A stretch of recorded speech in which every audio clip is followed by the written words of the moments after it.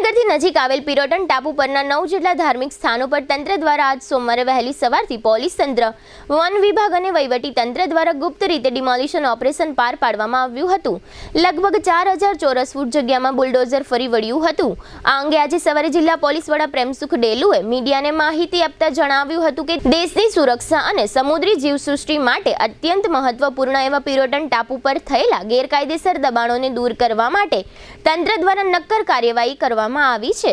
મુખ્યમંત્રી ભૂપેન્દ્ર પટેલના નેતૃત્વમાં રાજ્યમાં આ પ્રકારના ગેરકાયદેસર દબાણો પર ઝીરો ટોલરન્સની નીતિ અપનાવી છે।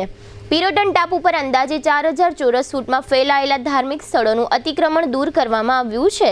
પિરોટન ટાપુને પુનઃ મૂળ સ્થિતિમાં લાવવા માટે રાજ્ય સરકાર દ્વારા કરવામાં આવેલી આ કડક કાર્યવાહી દેશની સુરક્ષા અને સમુદ્રી જીવસૃષ્ટિના રક્ષણ માટે મહત્વપૂર્ણ સાબિત થશે। પિરોટન ટાપુના દબાણો રાષ્ટ્રીય સુરક્ષા, સમુદ્રી જીવસૃષ્ટિ અને આસપાસના વિસ્તારમાં આવેલા મહત્વના ઉદ્યોગો માટે ખતરારૂપ સાબિત થઈ રહ્યા હતા। પિરોટન ટાપુ પાસે 5 SPM આવેલા છે, જેનાથી દેશનો 60% ક્રૂડ ઓઇલનો પુરવઠો સપ્લાય થાય છે। પિરોટન મરીન નેશનલ પાર્કનો હિસ્સો છે। અહીંના કોરલ જેવા સમુદ્રી જીવોને ગેરકાયદેસર દબાણોને કારણે ખૂબ જ મોટું નુકસાન થતું હતું। અતિક્રમણને કારણે લોકોની અવરજવર વધી જતા રાષ્ટ્રીય સુરક્ષા માટે ગંભીર પ્રશ્નો ઊભા થઈ રહ્યા હતા। આ સ્થળ NDPS સંબંધી પ્રવૃત્તિઓ માટે લેન્ડિંગ પોઈન્ટ બનવાનું જોખમ ધરાવતું હતું। અતિક્રમણને કારણે સમુદ્રી વનસ્પતિને મોટા પાયે નુકસાન થઈ રહ્યું હતું। GSFC, Reliance, Nyara energy, air force base, navy base જેવા મહત્વના ઉદ્યોગો અને સંસ્થાઓ માટે અતિક્રમણને કારણે થતી ગેરકાયદેસર અવરજવર ગંભીર ખતરો ઊભું કરતું હતું। આ કાર્યવાહી દ્વારા પિરોટન ટાપુને ફરીથી તેની મૂળ સ્થિતિમાં લાવવાનો પ્રયાસ કરવામાં આવશે અને આ સાથે દેશની સુરક્ષા અને સમુદ્રી જીવસૃષ્ટિનું રક્ષણ કરવામાં આવશે। જિલ્લા પોલીસ વડાએ આપેલી માહિતીના આ રહ્યા મુખ્ય અંશો।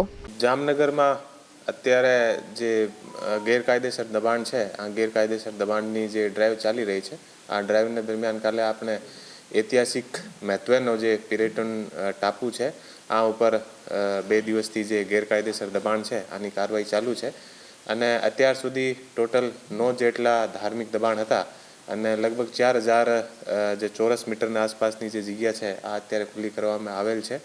અને આજે હું આપને કહી દઉં કે જે પિરોટન જે ટાપુ છે આપણા દેશ માટે બહુ ઇમ્પોર્ટન્ટ ટાપુ છે અને પિરોટન જે ટાપુને આસપાસ લગભગ 5 જેટલા આપણા SPM કાર્યરત છે અને એ જે SPM છે આ SPMમાંથી એક જે ભારત, ઓમાન અને બીજા પણ જે ત્યાં SPM છે આમે લગભગ દેશનો 60% જેટલો જે ક્રૂડ ઓઇલ છે આ ક્રૂડ ઓઇલ પણ આને માધ્યમથી આપણે દેશમાં સપ્લાય થાય છે।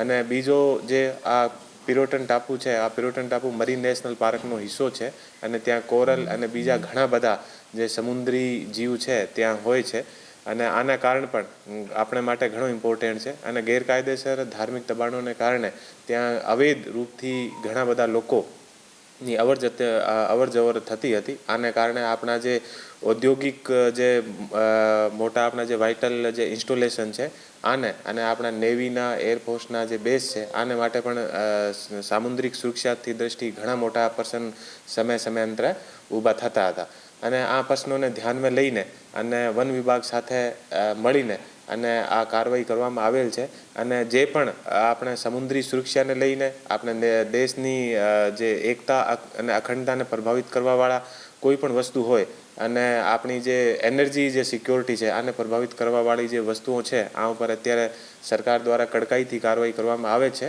અને આના ભાગરૂપે આ જે કાર્યવાહી થઈ છે અને અત્યારે પણ જે સી એરિયા છે આ સી એરિયાની આસપાસ કોઈ પણ પ્રકારનો ગેરકાયદેસર ધાર્મિક દબાણ અને બીજા કોઈ દબાણ છે આને હટાવવાની કાર્યવાહી જે વન વિભાગ છે, જિલ્લા વહીવટી તંત્ર છે, બધા સાથે મળીને ચાલુ રહેવાની છે। આપને બધાને ખબર છે કે પિરોટન એક ઐતિહાસિક ટાપુ છે અને બહુ ઇમ્પોર્ટન્ટ છે અને આપણે જામનગરનો એક પ્રતીક ચિહ્નના રૂપમાં પણ પિરોટન છે। આના ઉપર 9 જેટલા ધાર્મિક દબાણ બની ગયા હતા અને આ દબાણને લગભગ 4000 વર્ગ મીટરની આસપાસની જગ્યાને કવર કરી લીધી હતી અને આના કારણે આપણે પિરોટન ટાપુ પર ના જવાનો પણ એક જાહેરનામું પણ કરેલો છે। આને બાવજૂદ ઘણા બધા લોકો ગેરકાયદેસર રૂપથી ત્યાં જઈને અને દેશની સુરક્ષા માટે ઘણા બધા પ્રશ્ન ત્યાં ઊભા થતા હતા, તો એ દબાણો દૂર કરવામાં આવેલ છે।